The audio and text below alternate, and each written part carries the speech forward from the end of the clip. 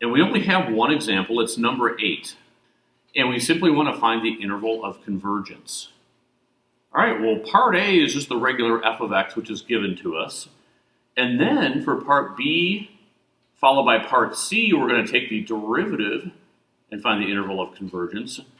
And then we're going to integrate and find the interval of convergence. So let's run through this and see how it works. Obviously, anytime that you're asked for the interval of convergence, you're going to use the ratio test.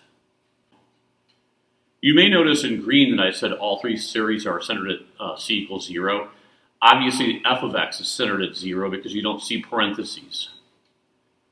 And wherever the original is centered at, your derivatives, your integrals, no matter how many times you take derivatives or integrals, are also going to stay centered at the same place. So that's why I said that. All right, you can see the setup for the ratio test. Obviously, I started with our original summand, and I took all the n's up by a power, and I'm dividing by the original, which means I'm multiplying by the original's reciprocal. Some canceling will occur. The n and the n plus 1, once you're near infinity, really become 1s via L'Hospital's rule. And you have one extra x up top than you do in the denominator, so those are going to cancel, leaving you with just this. And so obviously you know that you want this to converge. It's the interval of convergence, so this has to be less than 1, which means x has to stay between -1 and +1. Now all we have to do is test the endpoints. All right, we're going to test x equals -1 first. So we'll take the -1 and we'll put it right here. It'll end up being -1 to the n over n. Hopefully you can recognize what that is by now, which of course is the alternating series test, or AST. So that is going to converge. All right, what if I go ahead and I put a +1 up in the numerator here? That'd be 1 to the n, which of course is 1. And 1 over n, hopefully you also recognize that. That is a harmonic p-series which diverges. So we have -1 causing it to converge. We have +1 causing it to diverge. So therefore, I think you can see that the interval of convergence is going to have a hard bracket on the left, an open parentheses on the right.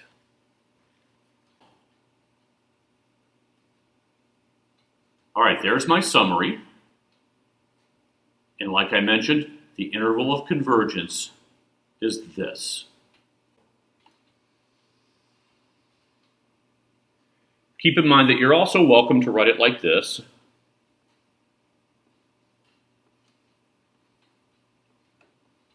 But again, the hard bracket signifies that you have the equal to. The parentheses signifies that it's simply a less than. So either one of those is completely fine with me. All right, that's part A.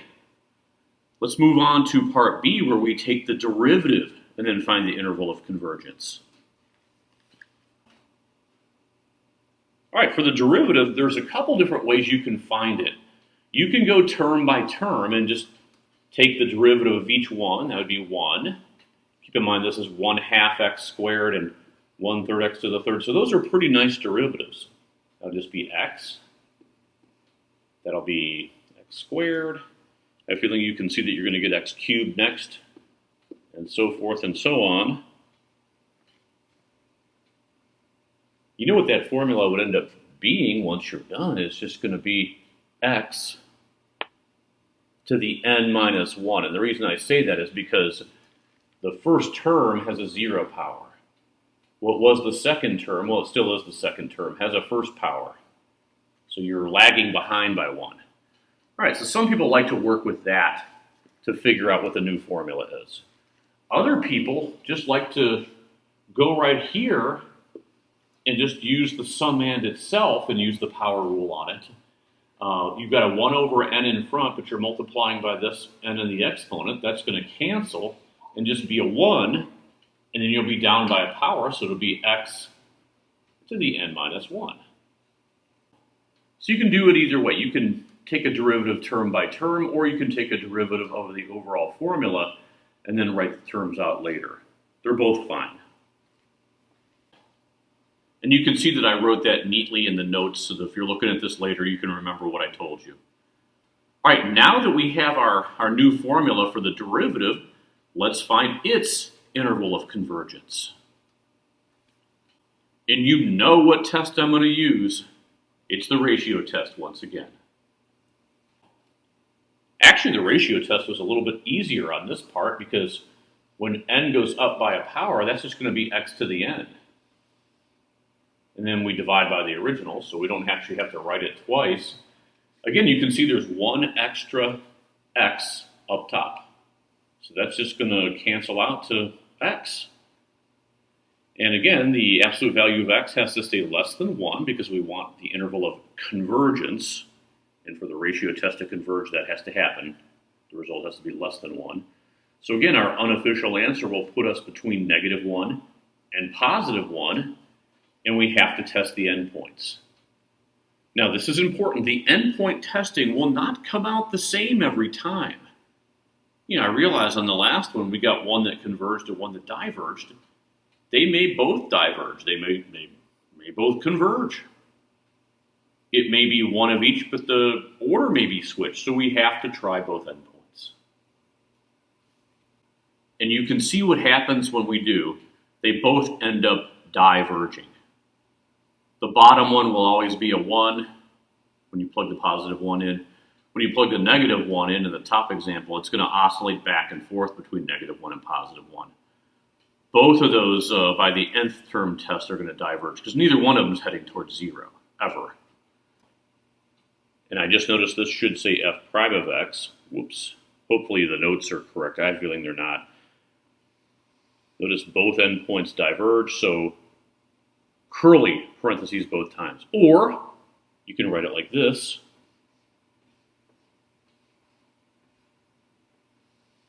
And again, since both diverge, no equal to symbols on either one. They're both strictly less than. All right, so that's part B. All right, so we've done the original function. We've taken a derivative and found the interval of convergence. Now we're going to go for an antiderivative, and that will wrap up the lesson. So let's see what happens there. All right, we're going to integrate. Again, you can integrate this. Imagine this was an integral instead. You would go up by a power, so it would be x to the n plus 1. You would divide by the new power, so you would divide by an n plus 1. There's already an n down there, however. Okay, so it's going to look like that instead. Or what you could do is you could go term by term. The integral of x is 1/2 x squared. The integral of this next part in this rectangle would be up by a power, so it's going to be x to the third. Divide by 3, but there's already a 1/2 there, so that's 1/6. Next up, it's going to be x to the fourth, but you have to divide by 4. But there's already a 3 there, so now you have a 1/12. And so forth and so on. You can see that this makes sense no matter which way you do it, because if you're back on the left-hand side, and let's say you plug in a 2 for n, just to check ourselves, you would have x to the third, which is going to be this right here. And then on the denominator, you have 2 times 3, which of course is this 6. There's a placeholder 1 up top. So this is going to match the whole way. Remember that the right-hand side, really both sides, do have a plus c. And a lot of times you'll see the plus c in front. Just because since you're going to infinity, you have this dot, dot, dot. So it's kind of hard to stick the plus c out there. I suppose you could, but customarily we don't do that. All right, again, just like in the first couple, all three of these series are centered at c equals 0. You don't see any parentheses in any of these x's right here. They're all implied to be x minus 0 to a power. Okay, fantastic. Let's take what we just figured out,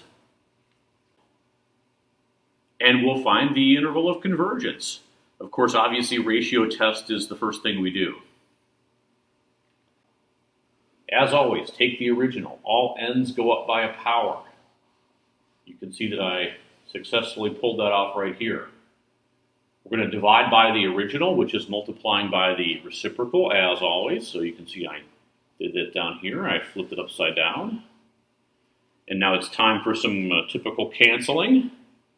The n plus 1 is just straight cancel, nothing fancy there. The n and the n plus 2 also cancel by L'Hopital's rule. They both become 1s. Really, with those four, you could have canceled them in any kind of pattern that you would have wanted to. That's going to leave us with an extra x up top. There's n plus 2 versus n plus 1 as the exponent, so it would be an extra x. You're going to get the same thing. You can see in my previous notes, I left the n and the n plus 2. I didn't use L'Hopital's rule at first, but now I'm using it here. Because again, it's the limit as you're approaching infinity, so as long as you use L'Hopital's or L'Hospital's rules sometime or other before you're all the way done, you're fine. Doesn't matter exactly when you do it. All right, once again, that has to stay less than 1 because we want this to converge, interval of convergence. And like the other two, we're going to be between positive 1 and negative 1. A lot of times when you integrate or when you take derivatives, your unofficial answer won't change. I'm sure there can be some exceptions. I can't think of any off the top of my head, but you shouldn't be too surprised if you get the same boring negative 1 and positive 1 all 3 times. That tends to happen way more often than not. All right, so again, we have our unofficial answer of negative 1, 1, but we have to test the endpoints. If we go ahead and try a negative 1 in, it'll go right here. I think you can see that that becomes a blinker light or an alternating component, and the AST works because the rest of it, which is, again, this 1 over n quantity n plus 1, remember we call that a sub n, that is heading towards 0. It is decreasing each time, so AST works. If we try a positive 1 in instead, then we no longer have the alternating component. We can look at this denominator and we can see that it's n squared. And if it was just 1 over n squared, that would be a converging p-series. This is even worse than a converging p-series because we have an extra plus n weighting the denominator down even all the more. So by direct comparison with a converging p-series, we know that this in turn will converge as well. And since they both converge, both endpoints are going to be hard brackets, or both signs will be less than or equal to on this case. So here is your interval of convergence. And again, it's always acceptable to write it like this as well. I'm okay with either way. We again use the ratio test heavily, like every single time. We found the interval of convergence for the regular f of x, for its derivative, and for its integral. All right. Until we meet again, take care of yourselves.